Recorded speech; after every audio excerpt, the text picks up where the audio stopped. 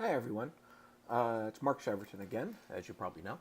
And I wanted to talk with you about something. I was working on chapter 17 in my next book, in Wither Invasion, yep, book number 24.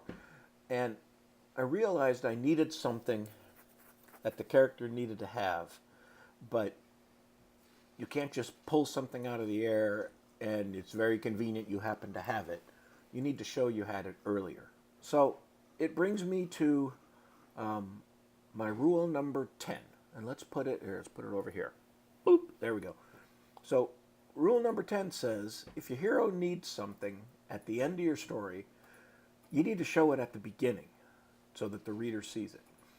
And this is because when you got a story going and you got the hero doing stuff and the reader's not sure if they're going to make it or not, and then all of a sudden at the end they find a magical sword and they defeat the bad guy, readers hate that.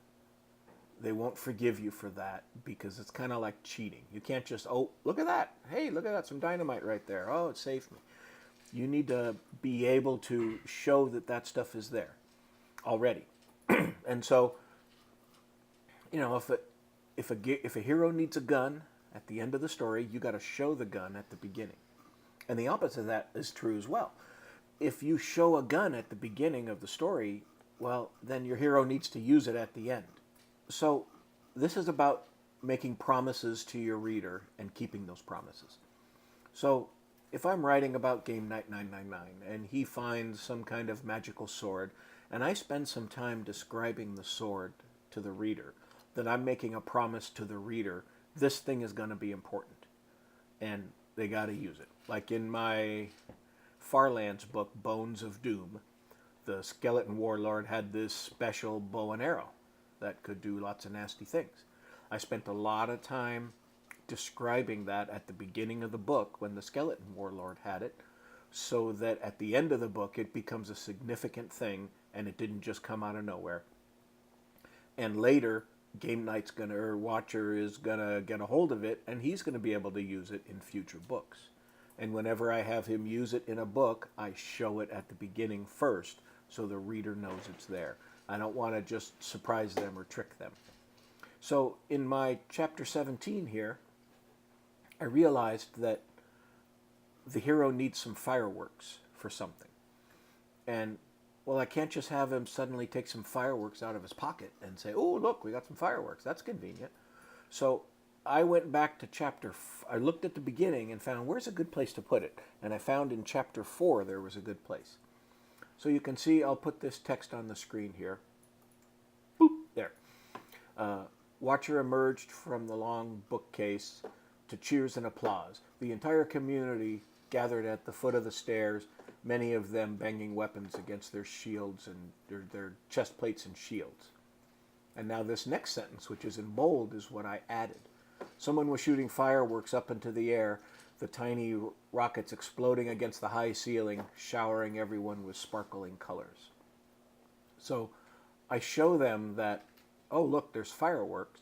And I do it only for one reason, so that I can use them in chapter 17 and then use them later on in the story.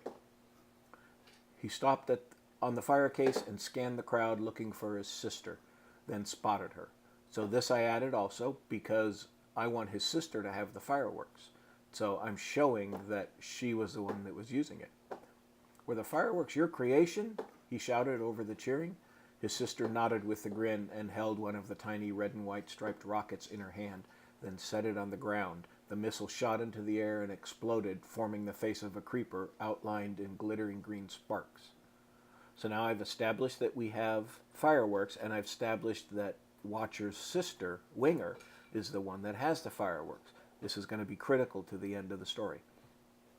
And then I end that paragraph, that section. Watcher smiled at Winger, identifying who she is, then jumped off the stairs as the village's celebration enveloped him in shouts and greetings and pats on the back. So I added all of that stuff. Now the reader knows there's fireworks. I haven't made a big deal of them, but we know they're there, and we know Winger has them. So when Winger pulls one out later in chapter 17 to do something, the reader's going to go, oh yeah, I remember she had those earlier. And it will make sense that she would have them. It's not just some magical coincidence. So this is really important in your stories. And I'll go back to rule number 10 again. Boop. There you go. You can't just suddenly, the picture here is a needle in a haystack, right? You can't just suddenly find a needle in the haystack and solve the day. You have to tell the reader that that needle is there so that they know that that's important. And again, if you make that promise to the reader, I'm making a promise to the reader here. I guess this first one of shooting the rockets, it's not much of a promise. But when I use the rockets a second time, I've made a promise to the reader that firework rockets are going to be important, and I better deliver on that promise or I'll break the trust between the reader and the story, and then they'll disconnect from the story and they won't feel it as real as they could. So keep that in mind. If your hero needs a gun at the end, you better show it at the beginning. Don't show it unless they need it at the end. And when you make a promise for the reader, you must always, always, always, always deliver. You can never break that promise with them or you'll lose their trust. Hope this is helpful. I'll see you in the next video. Bye.